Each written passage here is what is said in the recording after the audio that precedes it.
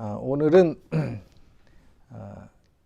시편 7편에 있는 말씀을 가지고 함께 은혜를 받으려고 준비를 했습니다. 먼저 시편 7장 1절부터 시편 7장을 제가 오늘 다 읽을 텐데 함께 우리가 말씀을 시편 7장을 통해서 교훈을 받으려고 하는데 시편 7장 1절부터 5절까지 있는 말씀 먼저 제가 보겠습니다. 여호와 내 하나님이여, 주께 피하오니 나를 쫓는 모든 자에게서 나를 구하여 건지소서. 건져낼 자 없으면 저희가 사자같이 나를 찢고 뜯을까 하나이다. 여호와 내 하나님이여, 내가 이것을 행하였거니와 내 손에 죄악이 있거나 화친한 자를 악으로 갚았거나 내 대적에게 무고히 빼앗았거든 원수로 나의 영혼을 쫓아 잡아 내 생명을 땅에 짓밟고 내 영광을 진토에 떨어뜨리게 하소서. 이렇게 시작되는 말씀인데, 이제 여러분들이 지금 성경이 있으면 성경을 한번 펴서 보세요. 시편 7장 1절 피면 그 시편 7장 1절이 시작하기 전에 거기에 작은 글씨로 쓰여 있어요. 다윗의 시 해놓고 베냐민 구시의 말에 대하여 여호와께 노래한 시라고 쓰여져 있습니다. 다윗이 이 시편을 기록했다는 게 확실히 쓰여져 있고, 베냐민 구시라고 하는 사람이 한 말에 대해서 여호와께 노래한 노래라고 했어요. 그러면 이 베냐민인 구시가 누구인가? 성경에 찾아봐도 이 베냐민인 구시가 누구인지에 대해서는 알 길이 없어요.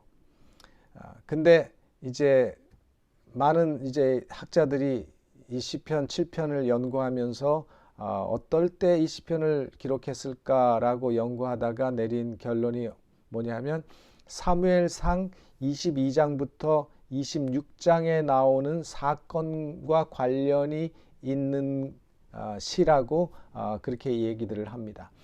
사무엘상 구약성경 사무엘상 22장부터 26장까지 나오는 사건이 어떤 사건이었는가, 어떤 일이 있었는가.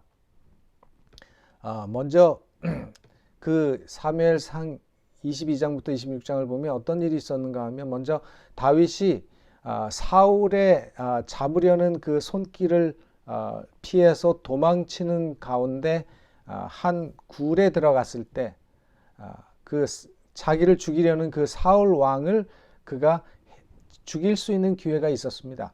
그러나 다윗은 하나님이 기름 부음 받은 왕을 자기 손으로 죽일 수 없다고 생각했기 때문에 사울 왕을 죽이지 않고 그저 그의 옷자락을 잘라서 가지고 있고 그를 돌려보냅니다. 그리고 또 한 번은 또 사울을 죽일 수 있는 기회가 있었어요. 그렇지만 사울을 죽이지 않고 사울의 창과 사울이 쓰는 물병만 가지고 그를 또 살려보내죠. 이 시대는, 이런 시절은 다윗이 굉장히 다윗에게 쉽지 않은 시절이었습니다. 매우 힘든 시절이었습니다. 왜냐하면 다윗을 질투해가지고 그 당시에 왕이었던 사울은 끊임없이 다윗을 죽이려고 다윗을 찾아다니고 있었어요. 그런 사울의 눈을 피해서 이리저리 도망을 다니는데 어떤 때는 먹지도 못하고 도망을 할 수밖에 없습니다. 근데 하루는 이 다윗이 그를 따르는 군사들과 함께 노비라는 곳에 있는 그 제사장에게로 가서 거기서 제사장들만 먹는 진설병을 얻어먹었어요.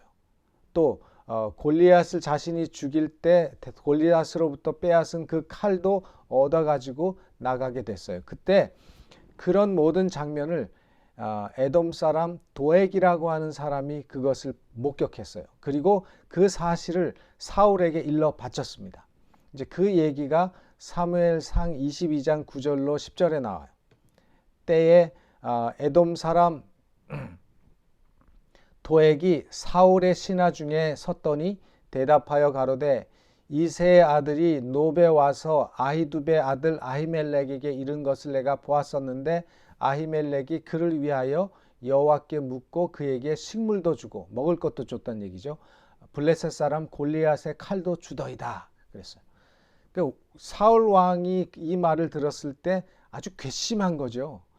내가 지금 왕인 내가 다윗을 죽이려고 하는데 어떻게 내 신하가 그 다윗을 도와줄 수가 있는가, 이런 말이죠. 그래서 그 말을 듣고 사울이 화가 머리끝까지 나서 결국은 그 노베에 있는 제사장 일가족을 다 몰살시켜 버렸어요. 그리고 85명이나 되는 제사장들이 떼죽음을 당하는 사건이 사실은 그 도액이라는 사람과 다윗 때문에 일어났어요. 이런 사건이 있은 다음부터는 많은 백성들이 다윗을 밀고 하기만 하면 큰 상을 받고, 또 다윗을 숨겨주거나 다윗을 대접하면 이 제사장들처럼 큰 재앙을 당한다는 식의 공포 분위기가 조성되었던 그런 시기입니다. 그런 때에 사무엘상 24장 1절에 보면 사울이 블레셋 사람을 따르다가 돌아오매 혹이 그에게 고하여 가로되 보소서 다윗이 엔게디 황무지에 있더이다.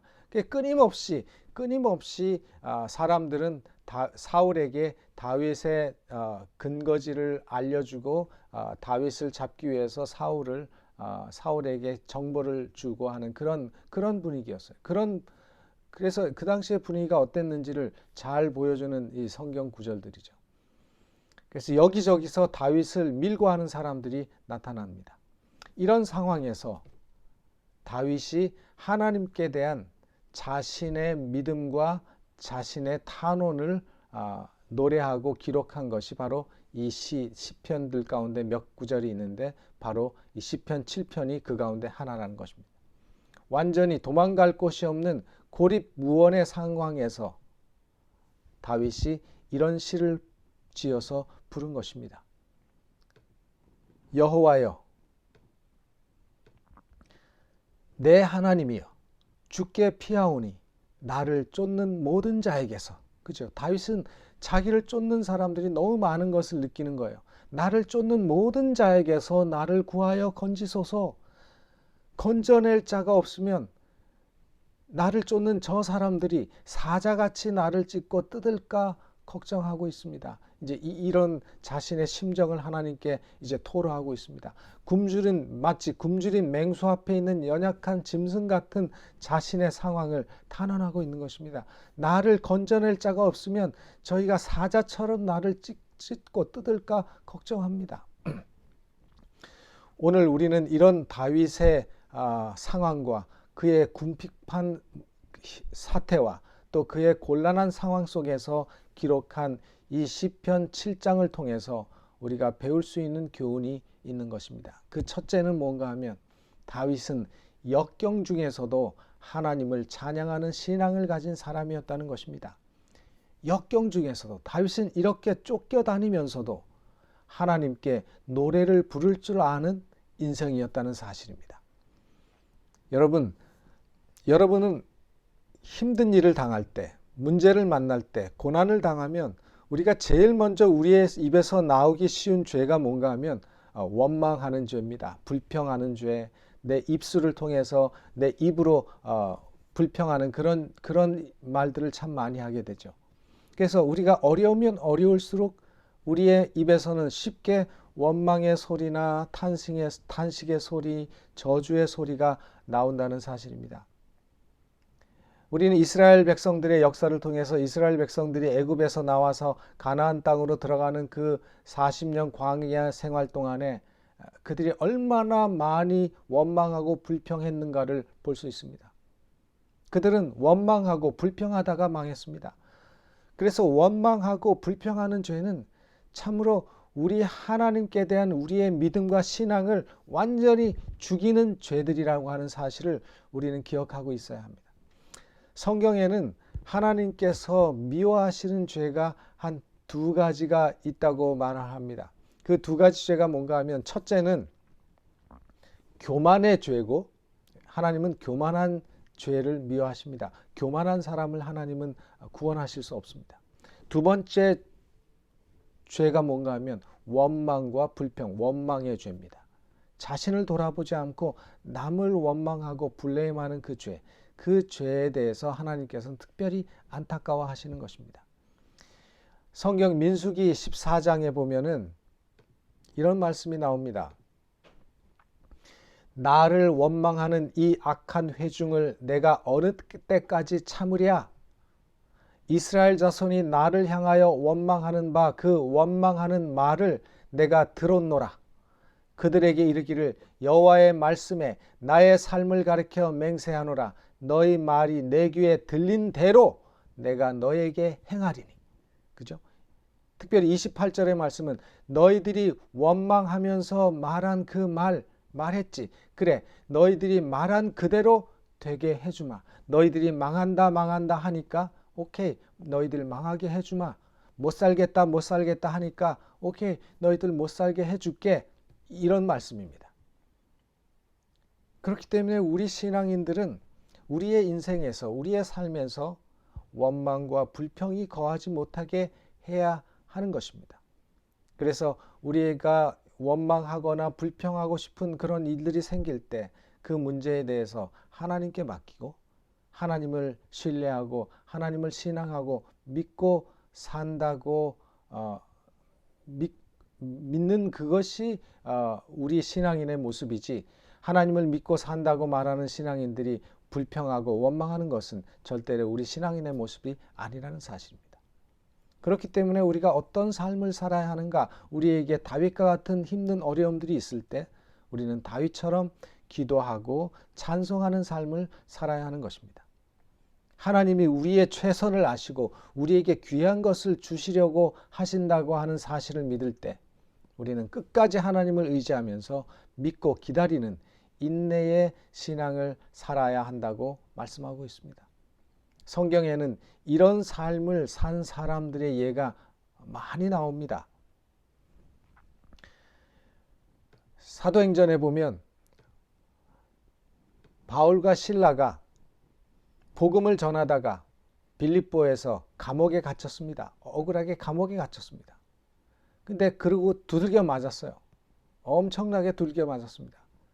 그리고 옥에 던져졌는데 성경에 뭐라고 기록되어 있는가 하면 한밤중에, 밤중쯤 되었을 때 그들이 기도하며 찬송했다라고 성경은 기록합니다. 그리고 그때에 바로 옥문이 열리는 기적을 그들은 맛보게 됩니다. 우리가 이처럼 찬송할 수 없을 때 찬양할 수 있는 사람이 진짜 믿음의 사람이고 진짜 그리스도인입니다.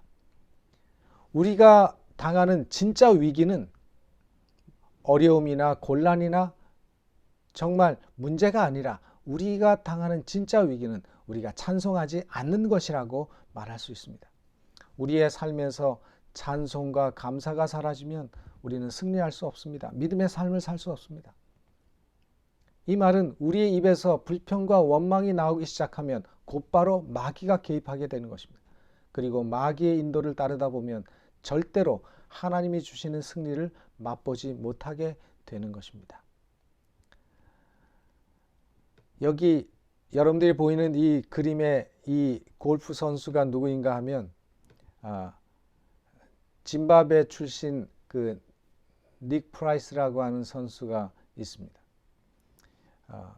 저는 뭐 골프를 잘 모르고 또 잘 좋아하진 않지만 제가 책에서 읽으니까 이 닉 프라이스라고 하는 선수는 게임이 잘 안 풀릴 때 휘파람을 분대요. 재밌죠?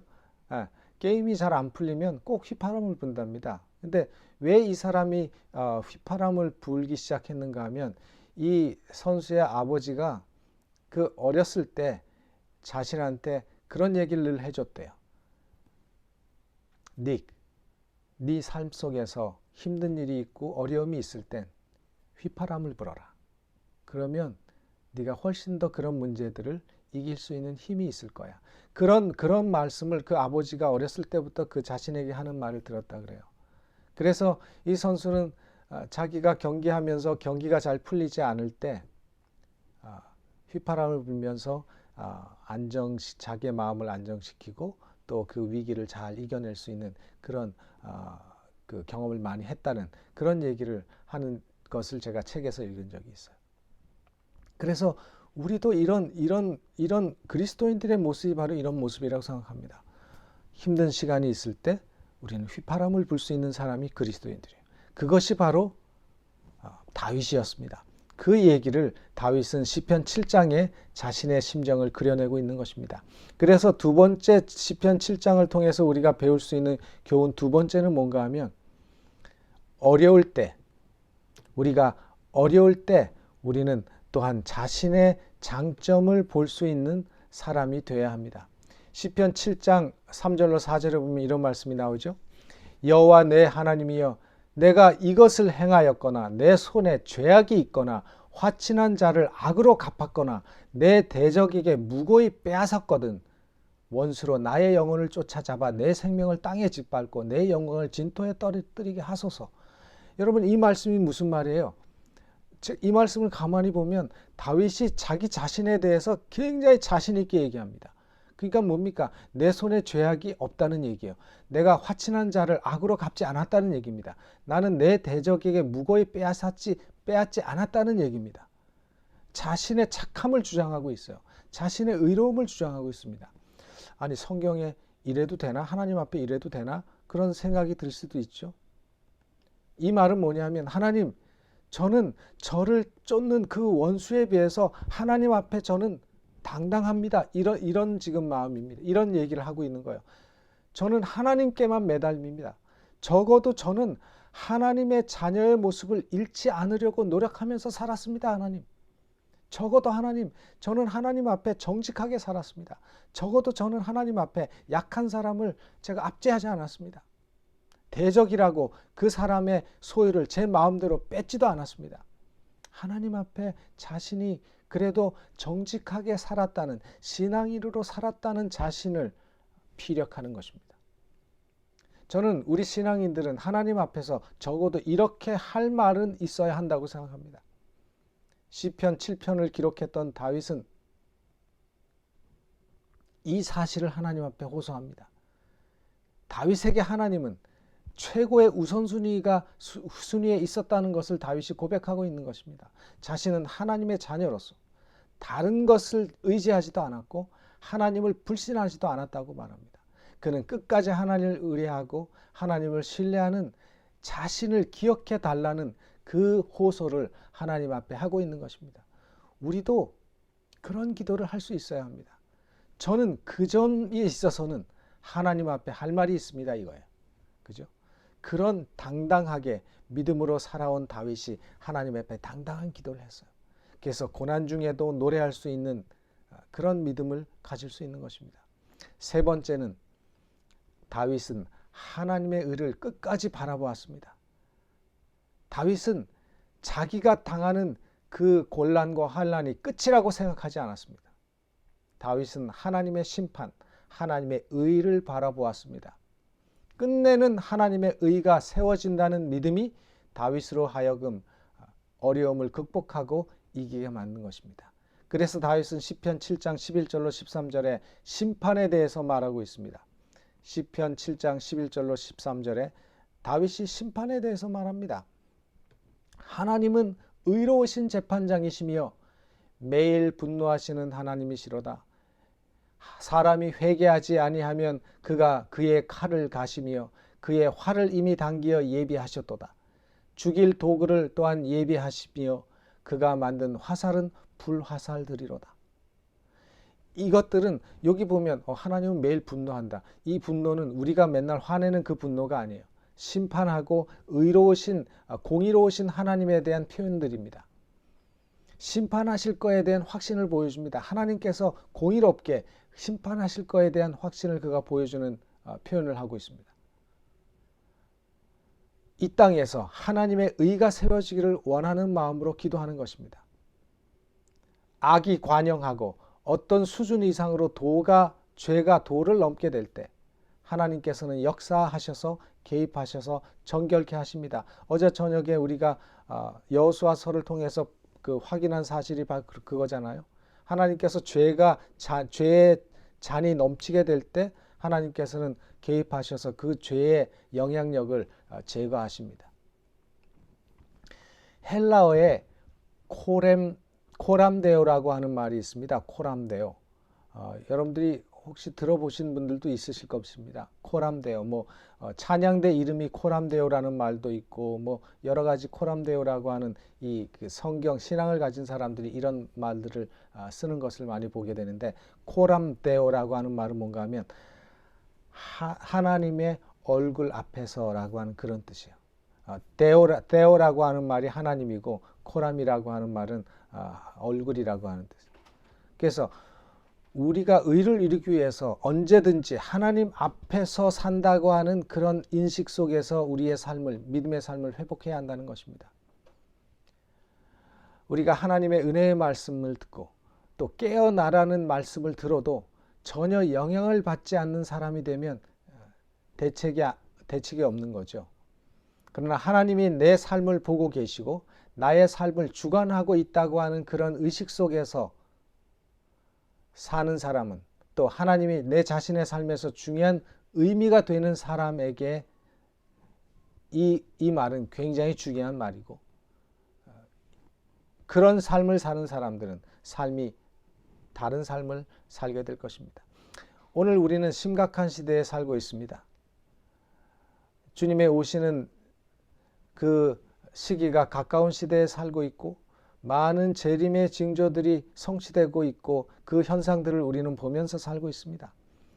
예수님께서는 마지막 때, 마지막 시대에 믿음을 보겠느냐고 하신 예수님의 말씀이 자꾸 기억나는 시대에 우리는 살고 있습니다. 신앙적으로 해해지고 있지 않은가?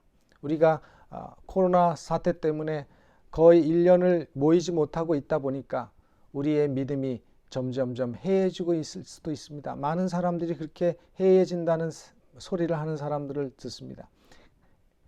신앙적인 해이, 영적인 해이, 도덕적인 해이. 사실은 이 도덕적인 해이라고 하는 말은 사실은 경제학 용어입니다. 그 moral hazard라고 하는 그 말인데, 이 말은 무슨 말인가? 어떤 데서 이 moral hazard라고 하는 그 도덕적 해이라고 하는 말이 나왔는가 하면, 사람이 보험에 들잖아요. 보험에 들면 조심하지 않게 된다는 그런 뜻에서 이 말이 나왔다 그래요. 그래서 화재 보험에 들면 불나는 것을 조심하지 않고, 자동차 보험에 들면 교통사고도 크게 두려워하지 않는다. 그냥 사람들의 심리가 그렇다는 거예요. 무슨 생각 때문에 그런가? 불나면 사람만 안 다치면 보험 들었으니까 다시 짓지 뭐. 자동차 사고 나서 토할 때 자동차 다 폐차되면 나만 상하지 않으면 보험 들었으니까 새로 사면 되지. 이런 생각, 이런 마음이 생긴다 그래요, 심리적으로. 그것을 우리가 도덕적인 해이라고 얘기를 하는데, 하나님 없는 신앙인에게 이런 현상이 자주 나타나는 것입니다. 자꾸 미루는 신앙. 그죠? 여러 가지 이유가 있겠죠.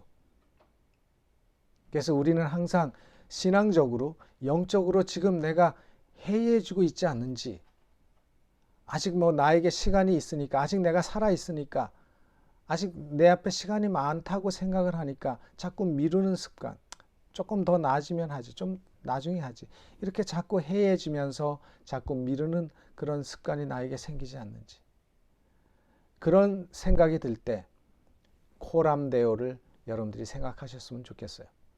하나님 얼굴 앞에서 사는 사람, 그것이 바로 우리가 항상 우리의 가슴에 품고 살아야 될 태도와 신앙의 자세라고 생각합니다. 하나님이 보고 계신다, 하나님이 심판하실 것이라는 생각으로 사는 것입니다. 시편 7장 9절에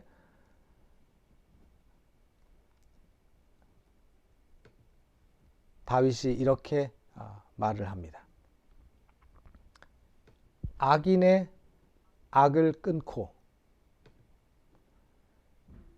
의인을 세우소서. 원문에는 뭐라고 나와 있는가 하면, 악인의 악을 끊고 차다크를 세우소서. 차다크가 의거든요. 의인. 그래서 똑같이 번역됐어요. 악인의 악을 끊어주시고 의인을 세워주소서. 다윗이 자신의 처지를 하나님 앞에 호소하면서 자신을 구원해 달라고 호소합니다. 우리 크리스찬들이 다른 사람에 비해서 뭐 다른 사람보다 의로운 것이 하나도 없습니다. 우리 크리스찬들이 크리스찬 아닌 사람들, 믿음 없는 사람들에 비해서 뭐 큰 장점을 가지고 있는 것이 아닙니다. 뭐 우리 믿는 사람들이라고 해서 덜 타락했거나 타락한 세상하고 분리돼서 살아가는 사람이 아닙니다. 우리가 믿지 않는 사람과 다른 차이점이 있다면 그것은 뭔가 하면 내가 이 타락한 세상 속에서 살아가는 우리도 부족한 인간이라는 사실을 우리가 자각하고 인식하고 있다는 그 사실이죠. 그래서 다윗처럼 하나님의 도움을 구하고 하나님의 개입을 구하는 기도를 할 수 있는 사람들이 신앙인이라는 사실입니다. 그래서 다윗은 하나님께 그 어려운 상황 속에서도 기도하고 하나님의 도움을 구할 수 있는 사람입니다. 사람이 아니라 하나님이 하시게 하는 것, 그것이 바로 신앙입니다. 내가 아니라 하나님이 하시게 하는 것, 그게 신앙입니다. 구원은 우리 스스로 얻을 수 없습니다. 구원은 우리 스스로 이룰 수 없습니다. 구원은 하나님께서 해주셔야 합니다. 도움은 하나님이 주셔야 합니다. 그래서 도움은 내 속에서 일어나는 것이 아니라 외부에서 오는 것입니다. 이것이 얼마나 중요한 인식인지 모릅니다. 구원은 내가 할 일이 아닙니다. 이 사실을 우리가 인식하고 다윗처럼 이런 신앙인이 될 때 우리의 마음속에 있는 불만, 우리의 마음속에 있는 분노, 우리의 마음속에 있는 불안들이 사라지게 될 것이라고 저는 확신합니다. 이것이 또한 시편 전체를 흐르는 정신입니다. 이것이 여러분들이 시편에서 다윗의 시라고 기록된 시편들을 여러분들이 읽어볼 때 그 시편 속에서 발견할 수 있는 그런 사상이고 그런 신앙인입니다. 이런 신앙인이 하나님을 믿는 진짜 신앙인입니다. 여러분들도 힘들고 어려운 시절에 더 많이 찬양하시고 더 많이 찬양을 흥얼거리시게 되기를 간절히 바랍니다. 우리가 힘든 시간에 이 어려운 코로나 시대에 우리도 거룩한 휘파람을 부시는 저와 여러분들이 되시기를 바랍니다. 그러면 하나님께서 우리로 하여금 이 힘든 시기를 더 잘 이겨낼 수 있는 능력을 주시고 또 이 어려운 바이러스로부터 우리를 보호해 줄 수 있는 우리의 몸에 면역력이 마구마구 생길 수 있도록 은혜를 주시리라고 저는 확신합니다. 우리 모두가 오늘 다시 한번 시편 7편에 나타난 시편 내용을 통해서 고난 속에 찬양하는 믿음, 하나님 앞에서 살아가는 우리의 신앙, 그 하나님을 늘 바라보면서 우리 자신의 부족함을 주님 앞에 고하고 의로우신 하나님이 의를 세우시도록 자신 있게 기도할 수 있는 그런 믿음의 사람들이 되시기를 간절히 바라면서 오늘 말씀을 마치겠습니다. 다 함께 기도하시겠습니다. 하늘에 계시는 저희들의 아버지 하나님, 오늘 우리에게 또 다윗의 시편 7편을 통해서 귀한 교훈을 주시고 또 말씀을 가르쳐 주시니 감사합니다. 오늘 받은 말씀을 우리의 마음속에 기억하고 우리도 다윗과 같은 힘들고 고난스러운 상황을 만날 때 하나님의 말씀을 기억하고 다윗을 기억하고 코람데오를 기억하고 찬양하며 하나님 앞에 기도하며 거룩한 휘파람을 불 수 있는 우리 모두가 되게 하여 주시옵소서. 그래서 하나님의 의가 세워지고 하나님의 공의가 드러나고 우리가 구원을 경험하는 놀라운 믿음의 체험을 하는 우리 모두가 되게 하여 주시옵소서. 오늘도 주의 은혜가 우리 모든 각자 주의 백성들에게 임하시고 또 이 안식일을 은혜로 잘 보낼 수 있는 우리 모두가 되게 하여 주시옵소서. 이 모든 말씀 우리 구주 예수님의 이름으로 간절히 기도하옵나이다. 아멘.